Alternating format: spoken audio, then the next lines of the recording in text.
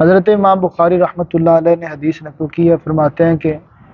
حضرت ابو ہریرہ رضی اللہ تعالیٰ عنہ سے روایت ہے کہ ان رجلا اسودا او امرأۃ سودا کان یقوم المسجد، کہ ایک حبشی مرد یا حبشی عورت مسجد نبوی کے اندر جھاڑو دیا کرتی تھی۔ ایک دن اس کا انتقال ہو گیا تو رسول اللہ صلی اللہ تعالیٰ علیہ وسلم نے اس کے متعلق دریافت فرمایا۔ لوگوں نے بتایا کہ وہ تو انتقال کر گئی، تو آپ صلی اللہ علیہ وسلم نے اس پر فرمایا کہ تم نے مجھے کیوں نہیں بتایا؟ پھر آپ قبر پہ تشریف لائے اور اس پر نماز پڑھی۔ اب دیکھیں یہ حدیث مکمل ہوگی، نتیجہ یہاں سے کیا نکلتا ہے؟ ایک تو مسئلہ ثابت ہوتا ہے کہ اگر کوئی شخص فوت ہو جائے اور اس کا ولی اقرب جو ہے اس نے اس کا جنازہ نہ پڑھا ہو، جو بالکل اس کا قریبی ہے، بہن بھائی ماں باپ، اگر اس نے جنازہ نہ پڑھا ہو تو وہ دوبارہ پڑھ سکتا ہے۔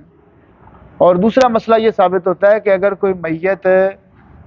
جنازے کے بغیر دفنا دی گئی ہے تو اس کی قبر پر بھی جنازہ پڑھا جا سکتا ہے، اور اگر پڑھ بھی دیا گیا جنازہ اس کا لیکن ولی اقرب رہتا ہے تو وہ اس کی قبر پہ بھی جنازہ پڑھ سکتا ہے۔ اور رسول اکرم صلی اللہ علیہ وسلم النبی اولا بالمؤمنین من انفسہم، آپ تو ہماری جانوں سے بھی زیادہ قریب ہیں، تو جتنا حق ایک باپ کا بیٹے پر ہے، ایک بڑے بھائی کا چھوٹے بھائی پر ہے، بہن کا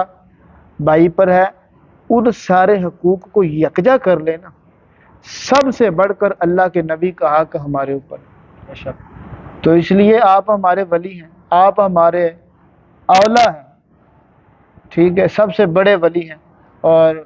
اقرب سے بھی کوئی درجہ آگے کا ہو تو آپ وہ ہیں، یعنی سب سے قریب ترین ہیں، تو آپ ہماری جانوں سے بھی قریب ہیں، سو اس لیے آپ کا رائٹ تھا کہ آپ دوبارہ جنازہ پڑھتے ہیں۔ تو اسی سے مسئلہ ماخذ کرتے ہیں کہ ایک جو قریبی رشتہ دار ہے اس نے جنازہ نہ پڑھا ہو تو دوبارہ جنازہ ہو سکتا ہے۔ آگے دوسرا اس سے جو نتیجہ اخذ ہوتا ہے کہ وہ ایک غریب عورت تھی، کالے رنگ کی۔ ہمارے ہاں لفظ عجیب سے استعمال ہوتا ہے کالے لوگوں کے لیے، جو جھاڑو دینے والے ہیں، جو اس طرح کے کام کرنے والے ہیں۔ اب ان کو بالکل نکما سمجھا جاتا ہے، لوگوں نے بھی ضرورت نہیں محسوس کی کہ ٹھیک ہے نبی کریم کو کیا بتانا، آپ اتنی عظیم شان کے مالک ہیں، یہ تو کوئی خاص شخصیت ہی نہیں ہے تو ہم نے آپ کو تکلیف نہیں دینی، خود ہی اس کا جنازہ پڑھ لیں۔ روایت میں یہ بھی لکھا ہے کہ رات کے وقت تدفین تھی، سو اس لیے لوگوں نے مناسب نہیں سمجھا کہ آپ کو تکلیف دیں، تو انہوں نے تدفین کر دی۔ تو نبی اکرم صلی اللہ علیہ وسلم نے فرمایا کہ مجھے اطلاع دینی تھی، میں جنازے میں شرکت کرتا، آپ نے بعد میں جنازہ پڑھا۔ یہاں سے پتہ چلتا ہے کہ نبی پاک غریبوں کا کتنا خیال کرتے ہیں۔ اب پڑھیے، وہ نبیوں میں رحمت لقب پانے والا، مرادیں غریبوں کی بر لانے والا، اتر کر ہیرا سے سوئے قوم آیا، اور ایک نسخہ کی بیاں ساتھ لایا، عرب جس پہ کرنوں سے تھا جہل چھایا،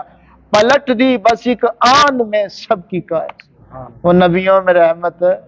لقب پانے والا، یہ میرے نبی کی شان ہے صلی اللہ علیہ وسلم۔ آپ وہ کسی نے کہا تھا نا کہ کملی والے محمد تو صدقے میں جا، جنہیں آ کے غریب باندھی وہاں پڑھ لئی۔ تو کیسا غریبوں کا احساس کیا کہ جس کے جنازے کے لیے لوگ بلانا مناسب نہیں سمجھتے تھے، کہ اتنا وہ مطلب کم درجے کا اس کو سمجھا جا رہا تھا، آپ نے فرمایا نہیں، امام الانبیاء اس کے جنازے کے لیے خود تشریف لائے، کسی کو ہلکا نہ سمجھو۔ تو کسی کو بھی ہلکا نہیں سمجھنا چاہیے، کوئی جتنا مرضی غریب ہو، یہ نہیں سمجھنا چاہیے کہ اس کی مر گیا چل کوئی نہیں، جنازے کی ہمیں کیا ضرورت ہے۔ کسی M N A M P A کے جنازے میں جاتے ہیں تو پھر اور بات ہے، وہاں بڑے بڑے لوگ مل جاتے ہیں، تو کسی شخصیت کے فوت ہونے پر تو ہم چلے جاتے ہیں، تو غریب غربا مر جائے تو ہم اس کا جنازہ پڑھنا گوارا نہیں کرتے، تو یہ بڑی غلط بات ہے۔ کوئی بھی فوت ہو جائے، مسلمان ہو، صحیح العقیدہ ہو، آپ اس کا جنازہ پڑھیں، یہ نبی پاک کی سنت ہے، چاہے آپ کا کچھ لگتا ہو یا نہ لگتا۔ اب دیکھیں نا، وہ حبشی تھی، یہ تھا، روایتوں میں دو طرح کے لفظ ہیں نا، بعض نے کہا وہ مرد تھا، بعض نے کہا عورت تھی، چلیں جو بھی تھا، وہ نبی پاک کا کچھ بھی نہیں لگتا تھا۔ حبشی کہاں اور قریش کہاں، نہ وطن ایک، نہ قبیلہ ایک، نہ برادری ایک، نہ کوئی رشتہ داری، صرف ایمان کا تعلق ہے، ایمان کا رشتہ ہے، کلمہ گو ہے، آپ نے اس کا جنازہ پڑھا۔